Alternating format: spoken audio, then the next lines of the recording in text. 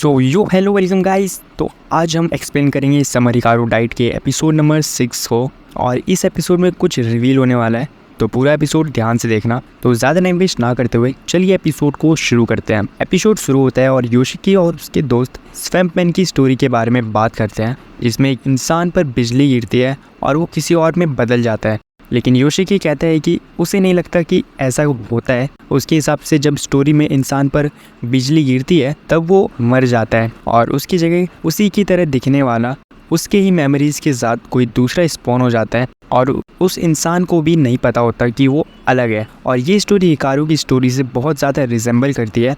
इसलिए योशिकी अपने दोस्तों से पूछता है कि उन्हें क्या लगता है, जो इंसान मर गया और जो उसकी जगह नया इंसान आया, क्या वो दोनों एक ही है? जिस पे माकी कहता है कि वो दोनों अलग इंसान हुए, और असाको कहती है कि दोनों बाहर से तो सेम ही दिखते हैं ना, तो उसके हिसाब से दोनों सेम ही हुए। फिर योशिकी सोचता है कि इन लोगों के दिमाग में तो हिकारू अभी भी जिंदा है। फिर सीन चेंज होता है जहाँ सभी अपने गाने की प्रैक्टिस कर रहे हैं और अगले मंडे को उन्हें परफॉर्म भी करना है। और इस दौरान भी योशिकी के दिमाग में हिकारू के सिचुएशन से रिलेटेड क्वेश्चंस आ रहे होते हैं। फिर प्रैक्टिस के बाद असाको सबको सजेस्ट करती है कि उन्हें इस वीकेंड रिलैक्स करने के लिए कहीं जाना चाहिए, जिस पे हिकारू सभी को अपने घर स्लीप ओवर के लिए बुलाता है और सभी मान जाते हैं, जिसे देख के योशिकी भी रिलीव लगता है कि हिकारू बाकी लोगों से भी इंटरेक्ट कर रहा है। फिर जब योशिकी और हिकारू घर जा रहे होते हैं तो हिकारू की साइकिल पंचर हो जाती है, और फिर मिस्टर मिकासा वहाँ से जा ही रहे होते हैं कि वो उन दोनों को देखते हैं और पूछने की क्या हुआ,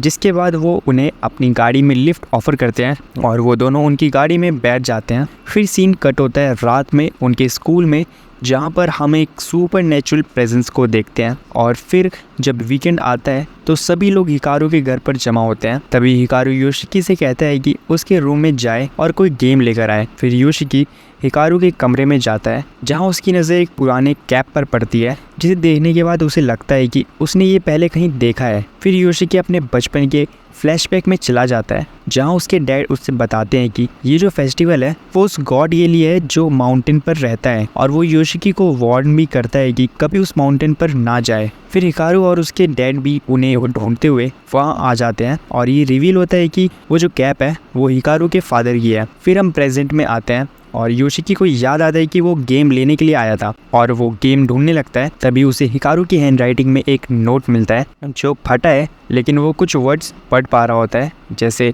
हाजी और इंडो का रोल, लेकिन इससे नोट के बारे में ज़्यादा कुछ पता नहीं चल पाता। फिर योशिकी उसे अपने पॉकेट में रख लेता है, और फिर उस रात ग्रुप मिलकर पटाखे जलाने का मज़ा ले रहे होते हैं। अचानक लाइटर काम करना बंद कर देता है। हिकारू डिसाइड करता है कि वो पास ही के दुकान से नया ले आएगा, और असाको भी उसके साथ जाने के लिए तैयार होती है। और उनके जाने के बाद योशिकी को याद आता है कि गर्मी काफ़ी ज़्यादा है, ऐसे में उन्हें आइसक्रीम भी चाहिए होगी, तो इसलिए वो भी हिकारू को बताने के लिए कि उसे आइसक्रीम भी चाहिए वो उनके पीछे निकल जाता है। लेकिन इत्तेफाक की बात ये होती है कि हिकारू पहले ही ये सोच चुका होता है कि उन्हें आइसक्रीम लेनी चाहिए। इसी बीच असाको अचानक से वक्त का जिक्र करती है कि जब हिकारू गायब हो गया था, और फिर वो कहती है कि उसे पूरा यकीन तो नहीं है, लेकिन जो बात उसके दिल में चल रही थी कि हिकारू असल में कौन है, वो सीधा कह देती है। कहानी फ्लैशबैक में जाती है, जहाँ छोटी असाको अपनी दादी को बताती है कि वो अजीब आवाज़ें सुन सकती है जो दूसरे लोग नहीं सुनते। उसकी दादी बताती है कि उनके परिवार के कुछ लोग ऐसी चीज़ों को महसूस कर सकते हैं जो आम इंसान की समझ से परे होते हैं, और उसकी दादी खुद आवाज़ तो नहीं सुन सकती, लेकिन वो ऐसी कुछ चीज़ें देख सकती है जो दूसरे नहीं देख पाते। वो समझाती है कि जीवित लोगों की दुनिया अक्सर मौत के बाद की दुनिया के साथ ओवरलैप करती है। जब लोग मरते हैं तो वो दूसरी तरफ चले जाते हैं, लेकिन फिर एक साइकिल के रूप में वो वापस लौट आते हैं, जन्म, मृत्यु और पुनर्जन्म। और वो ये भी कहती है कि इन सब में से हर एक प्राणी बुरा नहीं होता, लेकिन ज़्यादातर डरावने होते हैं। और दादी असाको को चेतावनी देती है कि ऐसे प्राणियों से जितना हो सके दूर रहो। थोड़ी देर बाद छोटी यूकी वहाँ आती है।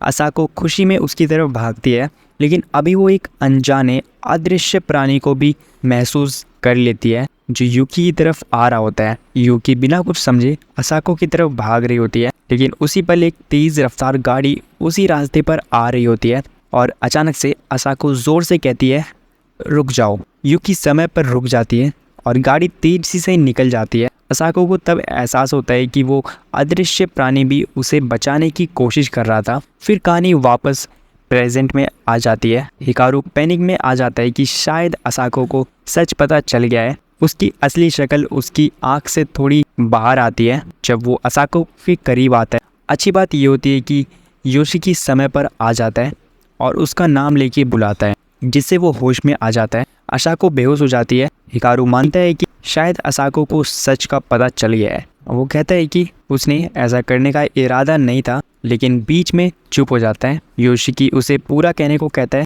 और तब हिकारू उसे बताता है कि शायद उसे असाको के साथ वो नहीं करना चाहिए था और शायद उसका मतलब था कि उसने सोचा था उसे मार दे। योशिकी ये सुनकर परेशान हो जाता है और पूछता है कि वो कैसे इतनी आसानी से किसी की ज़िंदगी ख़त्म करने के बारे में सोच सकता है। हिकारू समझाता है कि उसके लिए जीवन और मृत्यु में कोई खास फ़र्क नहीं है, क्योंकि उसके पास असली ज़िंदगी है ही नहीं। उसके लिए मौत बस एक रूप का बदलना है। लेकिन वो योशिकी को स्पेशल मानता है और नहीं चाहता कि वो मर जाए। और फिर योशिकी सीधा पूछता है कि क्या उसने मात्सुरा वाली औरत को मारा है। हिकारू का चुप रहना योशिकी को बेचैन कर देता है और उसके अंदर घबराहट आने लगती है। तभी असाको होश में आ जाती है और कहती है कि उसे लगता है कि कोई भूत हिकारू के शरीर में आ गया है। उसने तब से बदलाव महसूस किया था जब हिकारू वापस आया था अपने गायब होने के बाद। पहले उसे लगा कि कोई बुरी शक्ति उसमें घुस गई है, लेकिन धीरे धीरे उसने समझा कि ये शक्ति योशिकी की रक्षा भी करती है। वो कहते हैं कि शायद उसकी बात पागलपन लगे, लेकिन योशिकी उसकी बात मान लेता है। फिर योशिकी उसे कहता है कि वो पहले घर वापस चली जाए। असाको के जाने के बाद वो खुद भी घर लौट जाता है, लेकिन उस नकली हिकारू से एक शब्द भी नहीं बोलता। और एपिसोड के अंत में वो नकली हिकारू सोचता है कि असल में जीवन और मृत्यु का मतलब क्या है और वो क्यों नहीं चाहता कि योशिकी मर जाए। वो कंफ्यूज हो जाता है कि ये उसका अपना ओपिनियन है या फिर हिकारू की यादें हैं उस पर असर कर रही हैं। और फिर हम पोस्ट क्रेडिट सीन में देखते हैं जहां अगले सुबह योशिकी नॉर्मल तरीके से हिकारू को ग्रीट करता है जैसे कुछ हुआ ही ना हो, जो कि नकली हिकारू को हैरान कर देता है। और आपको ये एपिसोड कैसा लगा? अगर पसंद आया हो तो वीडियो को लाइक जरूर कर देना और हाँ, कमेंट में बताना कि आप लोगों को क्या लगता है कि आगे आने वाले एपिसोड्स में क्या होने वाला है। बाकी ऐसे वीडियोस के लिए सब्सक्राइब कर लेना अगर अभी तक नहीं किया है तो। मिलता हूँ आपसे अगली वीडियो में, तब तक के लिए बाय बाय।